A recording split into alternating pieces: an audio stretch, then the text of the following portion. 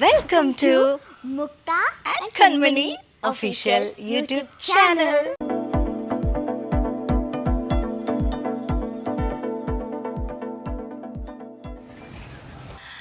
അങ്ങനെ നമ്മളൊരു വലിയ ബ്രേക്ക് കഴിഞ്ഞിട്ട് ഇനി എൻ്റെ അക്കാഡമിക് ഇയർ തുടങ്ങാൻ പോവാ. നിങ്ങൾ എനിക്ക് വേണ്ടി പ്രാർത്ഥിക്കണം, ഞാൻ നിങ്ങൾക്ക് വേണ്ടി പ്രാർത്ഥിക്കാം. അതെ, നമ്മളൊരു വലിയ ബ്രേക്ക് കഴിഞ്ഞിട്ടാണ് വരുന്നത്. അപ്പോൾ ഒരുപാട് പേര് എനിക്ക് പേഴ്സണലി മെസ്സേജ് അയക്കുന്നുണ്ടായിരുന്നു കേട്ടോ, ചേച്ചി എന്താ വെക്കേഷൻ വ്ളോഗ് ഇടാത്തത്, എന്താ വ്ളോഗൊന്നും കാണാത്തത് എന്നൊക്കെ ചോദിച്ചുകൊണ്ട്. മറ്റൊന്നുമല്ല, വെക്കേഷൻ എന്ന് പറയുന്നത് തന്നെ നമുക്കൊരു എല്ലാവരും ഒരു ബ്രേക്ക് എടുക്കാൻ വേണ്ടിയിട്ടല്ലേ, അതല്ലേ വെക്കേഷൻ എന്ന് പറയുന്നത്. അപ്പം ഞാനും അല്ലേ, നമ്മൾ ചുമ്മാ അടിച്ചു പൊളിച്ച് വെക്കേഷനൊക്കെ ശരിക്കും അടിച്ചു പൊളിച്ചു, വെറുതെ ഇരിക്കുകയായിരുന്നു. നമ്മൾ അടുത്ത അക്കാഡമിക് ഇയറിലേക്കുള്ള യുദ്ധം തുടങ്ങാൻ വേണ്ടി നല്ല എനർജി സംഭരിച്ച് ഇരിക്കുകയായിരുന്നു. ഓക്കെ, അപ്പോൾ എൻ്റെ ചക്കരക്കുട്ടി 4th ഗ്രേഡിലേക്ക് പോവാണ്. ഞങ്ങളെല്ലാവരും കൺമണിക്കുട്ടിക്ക് വേണ്ടിയിട്ട് പ്രാർത്ഥിക്കുക. ഞങ്ങൾ ഇന്നങ്ങ് പ്രാർത്ഥിച്ചിട്ട് തുടങ്ങാമെന്ന് വിചാരിച്ചു. അപ്പോൾ ഇന്നത്തെ നമ്മുടെ വ്ളോഗ് എന്ന് പറയുന്നത് ഒരു ഫസ്റ്റ് ഡേ സ്കൂളിനോടനുബന്ധിച്ചിട്ടുള്ള ഒരു പ്രിപ്പറേഷൻസ്, അതല്ലേ? അപ്പോൾ എന്താ ഇന്നത്തെ പ്ലാൻസ്? എന്തൊക്കെയാണ് പ്ലാൻസ്?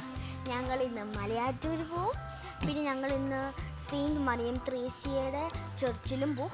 എന്നിട്ട് അവിടെ ചെന്നിട്ട് ബുക്സൊക്കെ സെയിൻറ്റ് മറിയം ത്രേസ്യയുടെ അവിടെ വെച്ചിട്ട് പ്രാർത്ഥിച്ചിട്ട് പിന്നെ സ്കൂളിൽ ഞങ്ങളുടെ റൈറ്റിംഗ് ഒക്കെ തന്നു. അതെ, ബ്ലെസ്ഡ് ആവും. അതെ അതെ, ഞങ്ങൾ 3 പേരും എപ്പോഴും മിക്കപ്പോഴും പോകുന്ന ഒരു സ്ഥലമാണ് വിശുദ്ധ മറിയം ത്രേസ്യയുടെ പള്ളിയിൽ. അപ്പം അവിടെ പോയി കൺമണി പറഞ്ഞതുപോലെ തന്നെ ബുക്കൊക്കെ വെച്ചിട്ടൊന്ന് പ്രാർത്ഥിക്കണം. പിന്നെ തോമസ് ലീഹയുടെ പള്ളിയിൽ മലയാറ്റൂർ ഞങ്ങൾ രണ്ടുപേരും ഇതുവരെ പോയിട്ടില്ല. പപ്പ പോയിട്ടുണ്ട്, പക്ഷെ ഞങ്ങൾ പോയിട്ടില്ല. അപ്പം മലയാറ്റൂരൊന്ന് പോകണം. പിന്നെ എൻ്റെ കൺമണിക്കുട്ടിക്ക് ഇഷ്ടമില്ലാത്തൊരു കാര്യം ഞങ്ങളിന്ന് ചെയ്യാൻ പോകുന്നത്, ഞങ്ങൾക്ക് ഫ്ലൂ വാക്സിൻ എടുക്കണം. എവിടെയാണോ കുത്താൻ പോണത്, ദൈവമേ. സാരമില്ല, ഇഷ്ടമില്ല, ഞങ്ങൾക്ക് ഇഷ്ടമില്ല. പക്ഷെ എന്താ ചെയ്യുക, പാമ്പ് വരാതിരിക്കാനല്ലേ അല്ലേ? ഇതൊക്കെയാണ് നമ്മുടെ ഇന്നത്തെ പ്ലാൻസ്. ബാക്കി നമ്മൾ വരുന്ന വഴി കാണിച്ചു തരാം. ഓക്കെ, ടാറ്റാ. ഞങ്ങൾ ആദ്യം പോയത് മലയാറ്റൂർ പള്ളിയിലേക്കാണ്. അവിടെ പോയി ഞങ്ങൾ 3 പേരും നേർച്ചയിട്ട് പ്രാർത്ഥിച്ചു. അത് കഴിഞ്ഞിട്ടാണ് ഞങ്ങൾ വിശുദ്ധ മറിയം ത്രേസ്യയുടെയും ധന്യൻ വിധേയത്തിൽ അച്ഛൻ്റെയും ഖബറയുടെ ദേവാലയത്തിലെത്തിയത്. ഇവിടെ തിരുശേഷിപ്പായിട്ട് വെച്ചിരിക്കുന്നത് വിശുദ്ധ മറിയം ത്രേസ്യയുടെ കാൽമുട്ടിൻ്റെ ഒരു ഭാഗമാണ് ഈ അരളിക്കയിൽ സൂക്ഷിച്ചിരിക്കുന്നത്. പുതിയ അക്കാഡമിക് ഇയറിലേക്കുള്ള ബുക്സ് എല്ലാം ഞങ്ങൾ വിശുദ്ധ മറിയം ത്രേസ്യയുടെ കല്ലറയുടെ മുകളിൽ വെച്ച് ഞങ്ങൾ നന്നായിട്ട് പ്രാർത്ഥിച്ചായിരുന്നു. ഇതുപോലെ കുറേ പേര് അവിടെ വന്ന് പല പല സാധനങ്ങളും വെച്ച് പ്രാർത്ഥിക്കുന്നത് ഞങ്ങൾ കണ്ടു കേട്ടോ. തൊട്ടടുത്ത് കാണുന്നതാണ് വിധേയത്തിൽ അച്ഛൻ്റെ ഖബറടമാണ് കാണുന്നത്. നമ്മൾ ഇനി കാണാൻ പോകുന്നത് വിശുദ്ധ മറിയം ത്രേസ്യ അന്തരിച്ച മുറിയാണ്. അതെല്ലാം ഇവിടെ ഇവർ ഡീറ്റെയിൽ ആയിട്ട് നമുക്ക് മനസ്സിലാവാൻ പാകത്തിന് ഇവർ എല്ലാം ഒരുക്കി വെച്ചിട്ടുണ്ട്. ഇപ്പോൾ നിങ്ങൾ കണ്ടില്ലേ, മറിയം ത്രേസ്യ അന്തരിച്ച മുറി, കിടന്ന് മരിച്ച സ്ഥലം. ഇനി കാണുന്നത് വിശുദ്ധ മറിയം ത്രേസ്യയ്ക്ക് പഞ്ചക്ഷതം കിട്ടിയ സമയത്ത് ധരിച്ച ചട്ടയാണ്. അതെല്ലാം ഞാൻ കൺമണിക്കുട്ടിക്കൊന്ന് പറഞ്ഞു കൊടുക്കുമായിരുന്നു. മറിയം ത്രേസ്യ നിലത്ത് കിടന്നാണ് മരിച്ചത്. കട്ടിലിൽ കിടത്തിയപ്പോൾ മറിയം ത്രേസ്യ പറഞ്ഞു, കട്ടിലിൽ കിടന്ന് മരിക്കാനുള്ള അർഹത എനിക്കില്ലെന്ന് പറഞ്ഞിട്ട് എല്ലാവരും കൂടെ പിടിച്ച് താഴെ കിടത്തി. അവിടെ കിടന്നാണ് മറിയം ത്രേസ്യ മരിച്ചത്. കുടുംബങ്ങളുടെ മധ്യസ്ഥയാണ്. അപ്പോൾ ഈശോ മറിയം ഔസേപ്പേ എന്ന് പറഞ്ഞിട്ടാണ് മറിയം ത്രേസ്യ മരിച്ചത്. പഞ്ചക്ഷതം കിട്ടുക എന്ന് പറഞ്ഞാൽ കണ്ടില്ലേ, ആ ചട്ടയിൽ മുഴുവനും രക്തത്തിൻ്റെ കറയാണ്. അപ്പോൾ ഈശോയ്ക്ക് കിട്ടിയതുപോലെയുള്ള തിരുമുറിവുകൾ ഇതുപോലെയുള്ള വിശുദ്ധർക്ക് കിട്ടും. അതാണ് പഞ്ചക്ഷതം കിട്ടുക എന്ന് പറയുന്നത്. അതെല്ലാം നമുക്കിവിടെ വ്യക്തമായിട്ട് അവർ താഴെ എഴുതി വെച്ചിട്ടുണ്ട്. ഇത് ഈശോയും മറിയം ത്രേസ്യയും കൂടെ ഈശോയുടെ അനുഭവങ്ങളെല്ലാം കിട്ടിയിരുന്ന മുറിയാണ്. അതെല്ലാം നമുക്കിവിടെ കാണാം. അതുപോലെ തന്നെ മറിയം ത്രേസ്യ താമസിച്ചിരുന്ന മുറിയാണ് കേട്ടോ ഇത്. ഒരു ഭയങ്കര വൃത്തിയായിട്ടും നീറ്റായിട്ടും എല്ലാവരും അത് ഒരുക്കി വെച്ചിട്ടുണ്ട്. മറിയം ത്രേസ്യ കിടന്ന കട്ടിൽ, ഇത് മറിയം ത്രേസ്യയുടെ കാലിൽ വീണ ത്രാസിക്കല്ലാണ്. പിന്നെ ഞങ്ങൾ നേരെ മറിയം ത്രേസ്യയുടെ ഞാൻ നേരത്തെ പറഞ്ഞ വീട്ടിലേക്ക് വന്നു. നല്ല മഴയായിരുന്നു. ഞാൻ വളരെ മുന്നേ തൊട്ട് വരുന്ന ദേവാലയമാണ് കേട്ടോ ഇത്. അതുപോലെ തന്നെ മറിയം ത്രേസ്യയുടെ ജന്മഗൃഹമാണെങ്കിലും നമ്മൾ വെറുതെ അവിടെ പോയി കുറച്ചു നേരം മിണ്ടാതിരുന്നാൽ തന്നെ നമുക്ക് തിരിച്ചു വരുമ്പോൾ മനസ്സിന് ഭയങ്കര ഒരു സന്തോഷവും സമാധാനവും ഒക്കെയാണ്. പിന്നെ ഞങ്ങൾ നേരെ വൈകുന്നേരം ആയപ്പോഴേക്കും സൈമ ഹോസ്പിറ്റലിലെത്തി. അവിടെ ഡോക്ടറെ കണ്ടു. ഡോക്ടർ ചെക്കപ്പൊക്കെ ചെയ്തുകൊണ്ടിരിക്കുകയാണ്. ഫ്ലൂവിൻ്റെ വാക്സിൻ എടുക്കണമെന്ന് ഞങ്ങൾ പറഞ്ഞു.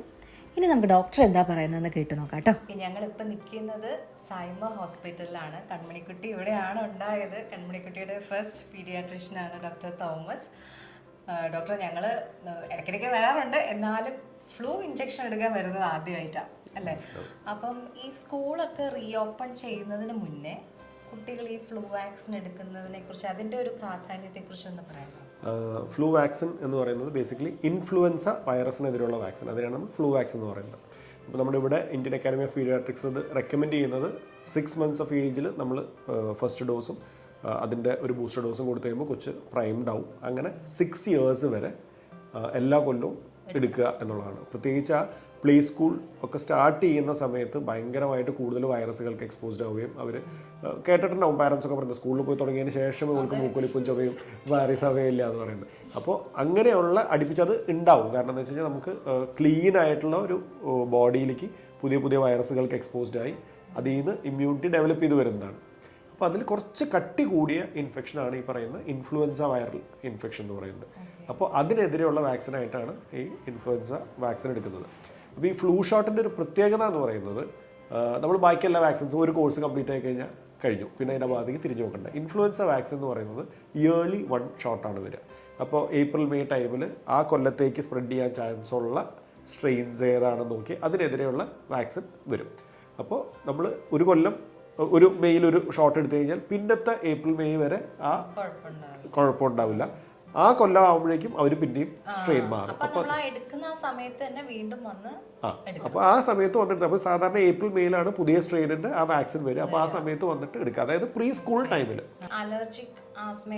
അലർജിക് ആയിട്ടുള്ള കുട്ടികൾക്കും ഇത് എടുക്കാം. അത് വെച്ച് കഴിഞ്ഞാൽ ഈ അലർജിക് ഉള്ള കുട്ടികൾക്ക് പലതും ട്രിഗർ ചെയ്യാം. അപ്പോൾ ചിലർക്ക് തണുപ്പായിരിക്കും ട്രിഗർ ചെയ്യുന്നത്, ചിലർക്ക് പൊടിയായിരിക്കും ട്രിഗർ ചെയ്യുന്നത്. അതുപോലെ വൈറൽ ഇൻഫെക്ഷൻസ് ട്രിഗർ ചെയ്യും. അപ്പോൾ സാധാരണ ഒരു വൈറൽ ഇൻഫെക്ഷൻ എന്ന് പറഞ്ഞാൽ 3 to 7 days ചെറുതായിട്ട് ഒരു മൂക്കൊലിപ്പ്, പനി, ചുമ അതൊക്കെ കഴിഞ്ഞു. ഈ അലർജി ഉള്ള കുട്ടികളാകുമ്പോൾ എന്ന് വെച്ച് കഴിഞ്ഞാൽ ആ ഒരു വൈറൽ ഇൻഫെക്ഷൻ കണ്ടിന്യൂ ചെയ്യുന്നത് പിന്നീട് വീസിങ്ങിലേക്കും ശ്വാസമുട്ടലിലേക്കായിരിക്കും. അപ്പോൾ ഇൻഫ്ലുവൻസ വാക്സിൻ എടുത്തു കഴിഞ്ഞാൽ ആ ഇൻഫ്ലുവൻസ ഇൻഫെക്ഷൻ അവോയ്ഡ് ചെയ്യാം. അങ്ങനെ അത് മൂലമുള്ള ബാക്കി ട്രിഗറുകളും വീസിങ്ങും അഭിപ്രായത്തിൽ സ്കൂൾ തുറക്കുമ്പോഴേക്കും കുട്ടികളെല്ലാം ഇങ്ങനെ എടുക്കണമെന്നാണോ? ഇപ്പോൾ സത്യത്തിൽ നമ്മൾ പറയാതെ തന്നെ പാരൻസ് ഇഷ്ടം പോലെ വന്നിട്ട് ഇൻഫ്ലുവൻസ വാക്സിൻ എടുക്കാൻ കുറേ പേര് വരുന്നുണ്ട്. കാരണം സ്കൂൾസിൽ തന്നെ അവർ പറയുന്നുണ്ട് ഇതെടുക്കാൻ. അപ്പം പിന്നെ ഒരു പ്രാവശ്യം എടുത്തവർ ഇൻവേരിയബിളി പിന്നത്തെ പ്രാവശ്യം വരും. കാരണം അവർ പറയുന്നത് ആ ഒരു കൊല്ലം ഭയങ്കരമായിട്ട് കുറവാണ്. ബസ്സും എ സി, സ്കൂളിൽ ചെന്ന് അവിടെയും എ സി, ക്ലാസ് റൂം എല്ലാം ഇങ്ങനെ അടഞ്ഞിരിക്കുന്നതുകൊണ്ടാണ് ഇപ്പൊ ഈ 2 മാസം ഒരു കുഴപ്പമില്ലായിരുന്നു ഡോക്ടർ. അതെ, അങ്ങനെ തന്നെയാണ് എല്ലാ പാരൻസിന്റെയും സ്ഥിരം ഡയലോഗാണ്. വീട്ടിലിരുന്ന് 2 മാസം ഒരു പ്രശ്നം ഉണ്ടായിരുന്നില്ല, അത് കഴിഞ്ഞു തുടങ്ങി. ഈ മുമ്പ് എങ്ങനെയാന്ന് വെച്ച് കഴിഞ്ഞാൽ ഈ വെക്കേഷൻ ടൈമിൽ പീഡിയാട്രീഷ്യൻസിന് പണി ഉണ്ടാവില്ല, പക്ഷെ ഓർത്തോപെഡീഷ്യൻസിന് ഭയങ്കര പണിയാണ്. കാരണം സ്ഥിരമായിട്ട് അതിന്റെ മുകളിൽ നിന്ന് ചാടുന്നു, വീഴുന്നു, എഴുതിലോടിയുന്നു. അപ്പോൾ ഞങ്ങളൊക്കെ പഠിക്കുന്ന സമയത്ത് എങ്ങനെയാ വെച്ച് കഴിഞ്ഞാൽ സ്കൂള് അടയ്ക്കുന്ന അന്ന് ഞങ്ങളോട് പറയും പ്ലാസ്റ്റേഴ്സൊക്കെ പൊട്ടിച്ച് റെഡിയാക്കി വെച്ചോ, ഇപ്പോൾ കേസുകൾ വന്നു തുടങ്ങുന്നു. ഇൻവേരിയബിളി നമുക്കറിയാം, കാഷ്വാലിറ്റിയിൽ ഇരുന്നാൽ അറിയാം സ്കൂൾ അടച്ച സീസൺ ഏതാണ്. പക്ഷെ അത് കഴിഞ്ഞിട്ട് സ്കൂളിൽ പോയി തുടങ്ങുമ്പോൾ എല്ലാ വൈറസുകൾക്ക് എക്സ്പോസ്ഡ് ആവും, പനി, ചുമ, ജലദോഷം. അപ്പോൾ അത് നമ്മൾ എക്സ്പെക്ട് ചെയ്യുന്നൊരു സംഭവമാണ്. എസ്പെഷ്യലി ഒരു ഫസ്റ്റ് സ്റ്റാൻഡേർഡ് ഒക്കെ വരെയുള്ള പ്രായത്തിൽ അതുണ്ടാവും.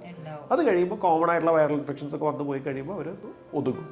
പക്ഷേ അലർജി ഉള്ളവർക്കൊന്നും ചിലപ്പോൾ അതിലും നിൽക്കില്ല. എനിക്ക് അതുപോലെ ഈ ചില ഡോക്ടർ കേട്ടിട്ടുണ്ടാവുമെന്ന് അറിയില്ല, ഫ്ലൂ വാക്സിൻ എടുത്താൽ ഫ്ലൂ വരുമോ, ബോഡിയുടെ ആ ഒരു ബലം കുറയും, അങ്ങനെയൊക്കെ ഉണ്ടോ? അങ്ങനെ ഞാൻ കേട്ടിട്ടുണ്ട്, അതുകൊണ്ട് ഞാൻ ഡൗട്ട് ചോദിക്കുകയാണ്. ഓക്കെ, ഈ ഫ്ലൂ വാക്സിൻ എടുത്തു കഴിഞ്ഞാൽ ചെറുതായിട്ട് നമുക്കൊരു പനി, ചുമ, ജലദോഷം പോലുള്ള സിംറ്റംസ് നമുക്ക് വരാം. ചിലപ്പോൾ 1-2 ദിവസത്തേക്ക് ചെറിയൊരു ഫ്ലൂ ലൈക്ക് സിംറ്റംസ് എന്ന് പറയുന്ന സാധനം വരാം. അപ്പം നമ്മൾ ഏത് വാക്സിൻ എടുക്കുകയാണെങ്കിലും നമ്മളതിൽ മെയിനായിട്ട് ചെയ്യുന്നത്, ഇപ്പോൾ ഒരു ആൻറ്റി വൈറൽ വാക്സിൻ ആണെങ്കിലും ആൻറ്റി ബാക്ടീരിയൽ വാക്സിൻ ആണെങ്കിലും അതേ ബാക്ടീരിയയുടെയോ ആ വൈറസിൻ്റെയോ ഒന്നില്ലെങ്കിൽ അതിൻ്റെ ഒരു കിൽഡ് ഫോം, അല്ലെങ്കിൽ അതിൻ്റെ ശക്തി കുറഞ്ഞൊരു ഫോം, അല്ലെങ്കിൽ അതിൻ്റെ ഏതെങ്കിലും ഒരു കമ്പോണൻറ്റ്, അങ്ങനെ ഏതെങ്കിലും എടുത്തിട്ട് നമ്മുടെ ബോഡിയിലേക്ക് കടത്തി വിടുകയാണ് ചെയ്യുന്നത്. അപ്പോൾ നമ്മുടെ ബോഡി അതിനെതിരെ ആൻറ്റിബോഡി, നമ്മൾ കടത്തി വിടുന്ന സാധനത്തിന് ആൻറ്റിജൻ എന്ന് പറയും, അത് നമ്മുടെ ബോഡി ആൻറ്റിബോഡി, നമ്മുടെ പ്രതിരോധം ഉണ്ടാക്കുന്നു. അപ്പോൾ പിന്നത്തെ പ്രാവശ്യം ഈ ആൻറ്റിജൻ നമ്മുടെ ബോഡിയിലേക്ക് കയറുമ്പോൾ, അത് കയറുക എന്ന് പറയുന്നത് ഒറിജിനൽ വൈറസോ ബാക്ടീരിയ വരുമ്പോൾ, അപ്പോൾ നമ്മുടെ ബോഡി ഓൾറെഡി എക്യുപ്ഡ് ആണ്, ഇതിനെതിരെയുള്ള പ്രതിരോധം നമ്മുടെ ബോഡിയിലുണ്ട്. ഡോക്ടർ പറയുകയാണെങ്കിൽ ഇപ്പം സ്കൂൾസ് ഓപ്പൺ ചെയ്യാൻ പോകാനുള്ള കുട്ടികളെ എത്ര നാൾ മുന്നേ എടുക്കുന്ന ബെറ്റർ? ശരിക്കും അതിനേക്കാളും 1-2 ആഴ്ച മുമ്പെങ്കിലും എടുക്കുന്നതാണ് നല്ലത്. ഏപ്രിൽ ആകുമ്പോൾ സാധാരണഗതിയിൽ ഉള്ള പുതിയ സ്ട്രെയിൻ വാക്സിൻ ഇറങ്ങും. അത് കഴിഞ്ഞ് കഴിഞ്ഞാൽ നമുക്കത് എടുക്കാം. കാരണം വെച്ച് കഴിഞ്ഞാൽ ഈ എടുക്കുന്നത് അടുത്ത സീസണിലേക്കുള്ള പ്രൊട്ടക്ഷനാണ്. അപ്പോൾ ഏപ്രിൽ മെയിൽ നമ്മൾ പുതിയ സ്ട്രെയിൻ എടുക്കുന്നത് നല്ലതാണ്. അപ്പോൾ എന്തായാലും ഇത്രയും നല്ല വലിയൊരു ഇൻഫോർമേഷൻ ആണ്. ഞങ്ങൾ ആദ്യമായിട്ട് എടുക്കുന്നതുകൊണ്ട് എന്നെ പോലെ തന്നെ കുറേ പേരൻസ് ഉണ്ടാവും, അവർക്കും നല്ലൊരു ഇൻഫോർമേറ്റീവ് ആയിട്ടുള്ളൊരു വീഡിയോ ആണ് ഡോക്ടർ തന്നത്. Thank you so much. ഇത് സിസ്റ്റർ സിമിയാണ്. ഞാൻ പറഞ്ഞില്ലേ, ഞങ്ങൾ സൈമർ ഹോസ്പിറ്റലാണ് നിൽക്കുന്നത്. കൺമണിക്കുട്ടി ഉണ്ടായത് എവിടെയാണ്. അപ്പം ഒരു 9 വർഷത്തിന് ശേഷമാണ് ഞാൻ സിസ്റ്ററിനെ കാണുന്നത്. അപ്പൊ സിസ്റ്റർ ഞങ്ങൾ ഇവിടെ ഇങ്ങനെ ഇരുന്നപ്പോ പറയായിരുന്നു, ഞാനാണ് കൺമണിക്കുട്ടീനെ നോക്കിയത് ഉണ്ടായിരുന്നപ്പോ.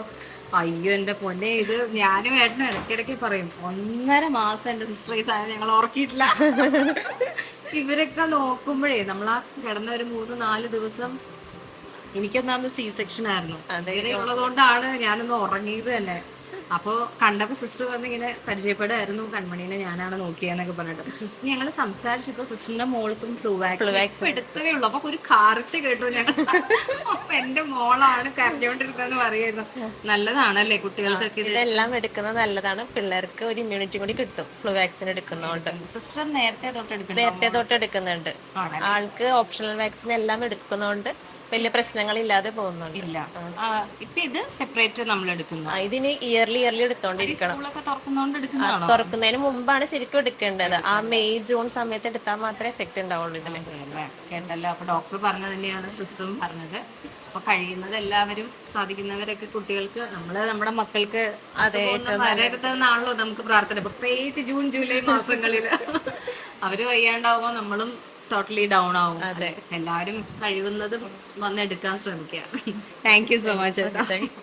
കമ്മണി ഇവിടെ നോക്ക്, ഇവിടെ എന്നെ നോക്കിയ കണ്ണടച്ച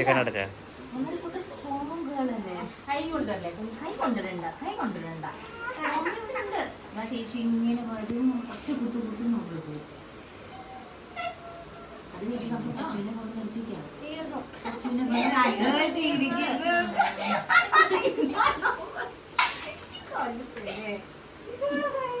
ഇത്രേ ഉള്ളൂ കേട്ടാ.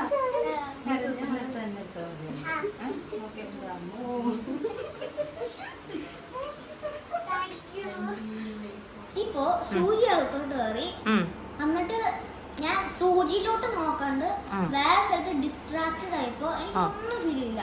എന്താ പറ്റിയെന്ന് പോലും ഫീൽ ചെയ്യും. ജസ്റ്റ് ഒരു കുഞ്ഞു ഉറുമ്പോടി, അത്രേ ഉള്ളൂ. അതിനാണ് ഈ കുഞ്ഞുവാവകളൊക്കെ കിടന്ന് കരയുന്നതല്ലേ. കുഞ്ഞു വാവകളല്ലേ? ഇനി കരയോ? ഇനി ഇഞ്ചക്ഷൻ ഞാൻ ഇവിടെ തന്നെ വരും, വേറെ ഒരു സ്ഥലത്തുമില്ല. അതെല്ലാരും വന്ന് എടുക്കണം അപ്പൊ വാക്സിൻ അല്ലേ? ഫ്ലൂ വാക്സിൻ എല്ലാരും വന്ന് എടുക്കണം. എന്ന് വെച്ചാ വേന എടുക്കില്ല, ഞാൻ ജസ്റ്റ് ഒന്ന് നോക്കുമ്പോ ഇഫ് ദിസ് വർക്ക് ഔട്ട്. നിങ്ങൾ ഇവിടെ വന്ന് എല്ലാ സ്ഥലത്തും പോയിട്ട് ഫ്ലൂ വാക്സിൻ എടുക്കുമ്പോ ഇവിടെ എടുക്കുന്നതായിരിക്കും നല്ലത്. ചിലവര് ഇവിടെ എടുക്കാറുണ്ട്, ഇവിടെ എടുക്കാറുണ്ട്. ഇതിപ്പോ ഇനി വലുതാവുമ്പോ കമ്പനി ഇനി ഇഞ്ചക്ഷൻസ് ഒക്കെ എടുക്കുമ്പോ എനിക്കറിയില്ല. കുഞ്ഞു ബേബി ആയിരുന്നപ്പോ കരഞ്ഞായിരുന്നു. ഇപ്പൊ നമ്മുടെ തൊക്കടക്കുട്ടി വലിയ ബേബി ആയില്ലേ. ഇവിടെ എടുക്കുമ്പോ എനിക്ക് ഒട്ടും ഇഷ്ടമില്ല. ഇവിടെ കട്ട് ചെയ്യാണ്ട് പിന്നെ ഇവിടെ എനിക്ക് ഒട്ടും വേണ്ടില്ല. അതുകൊണ്ട് ഇനി എല്ലാ ഹോസ്പിറ്റലിലും പോകുമ്പോ നിങ്ങളുടെ പാരന്റ്സ് ഡിസ്ട്രാക്ട് ചെയ്യണം. അപ്പൊ നമ്മള് അവരുടെ മേത്തോട്ടല്ലേ ഒരു കുഞ്ഞു മണി സൂചി ഹാഫ് അപ്പൊ തന്നെ അവിടെ ഉണ്ട്. അപ്പൊ സിസ്റ്റേഴ്സിനോട് പറഞ്ഞാൽ മതി ഒരു വേന എടുക്കാണ്ട് ചെയ്യണം. അങ്ങനെ പറഞ്ഞില്ലെങ്കിൽ എന്റെ ഇവിടെ വേദന എടുക്കണം. അല്ലെങ്കിൽ നല്ല സിസ്റ്റേഴ്സ് ആയിരുന്നു അല്ലേ. അപ്പൊ അവരോട് പറഞ്ഞാൽ മതി ഡോക്ടർ വേന എടുക്കാൻ പതുക്കെ കുത്തിയാൽ മതി. ഓക്കേ, മിടുക്കി കുട്ടിയായിരുന്നു കേട്ടോ. Good girl. വീട്ടിലെത്തി കുളിച്ച് ഫ്രഷായി ഡിന്നറെല്ലാം കഴിഞ്ഞിട്ട് ഞാൻ നേരെ പുതിയ അക്കാഡമിക് ഇയറിലേക്കുള്ള ബുക്സ് എല്ലാം പൊതിയാനായിട്ടിരുന്നു കേട്ടോ. ഞങ്ങൾക്ക് ജൂൺ 9th സ്കൂൾ ഓപ്പൺ ആവുള്ളൂ. എന്നാൽ പോലും നേരത്തെ ഒരാഴ്ചയ്ക്ക് മുന്നേയൊക്കെ ഞങ്ങളത് എല്ലാം സെറ്റ് ചെയ്ത് റെഡിയാക്കി വെച്ചു. കൺമണിക്ക് ആ ഇഞ്ചക്ഷൻ എടുത്തുകൊണ്ട് ചെറിയൊരു ബൾജ് ചെയ്തിങ്ങനെ വന്നു കേട്ടോ. അപ്പം ഞാൻ പറഞ്ഞു റെസ്റ്റ് എടുത്തോ, കുഴപ്പമില്ല അമ്മ ചെയ്തോളാം എന്ന് പറഞ്ഞിട്ട് ആൾ കേട്ടില്ല.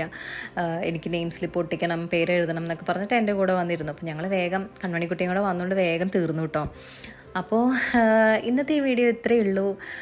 എല്ലാവർക്കും ഇഷ്ടപ്പെട്ടു എന്ന് വിചാരിക്കുന്നു. അപ്പോൾ ഡോക്ടർ പറഞ്ഞതുപോലെ തന്നെ ബിഫോർ സ്കൂൾ കഴിവതും എല്ലാവരും ഫ്ലൂവിൻ്റെ വാക്സിനൊക്കെ എടുക്കാൻ ശ്രമിക്കാം. നമ്മുടെ കുട്ടികൾ എന്തായാലും ഇനി സ്കൂളിലേക്ക് പോകുമ്പം ജലദോഷവും പനിയും ഒക്കെ എല്ലാവർക്കും ഉണ്ടാവും. അപ്പോൾ അതിൻ്റെ ആ ഒരു കാഠിന്യം കുറയ്ക്കാനാണ് ഈ ഫ്ലൂ വാക്സിൻ എടുക്കേണ്ടതെന്നൊക്കെ എല്ലാവർക്കും മനസ്സിലായെന്ന് വിചാരിക്കുന്നു. അപ്പോൾ അടുത്തൊരു വീഡിയോയിൽ വീണ്ടും കാണാം. പുതിയ അക്കാഡമിക് ഇയർ തുടങ്ങുകയാണ്. മോൾക്ക് വേണ്ടിയിട്ട് വീണ്ടും ഞാനൊന്നുകൂടെ പറയുകയാണ്, എല്ലാവരും പ്രാർത്ഥിക്കുക, പ്രാർത്ഥനയിൽ എല്ലാവരും ഓർക്കുക. അപ്പോൾ ഇന്നത്തെ വീഡിയോ എല്ലാവർക്കും ഇഷ്ടപ്പെട്ടു എന്ന് വിചാരിക്കുന്നു. നമുക്ക് അടുത്ത വീഡിയോ ആയിട്ട് വീണ്ടും കാണാം. അതുവരെ ടാറ്റാ, ബൈ.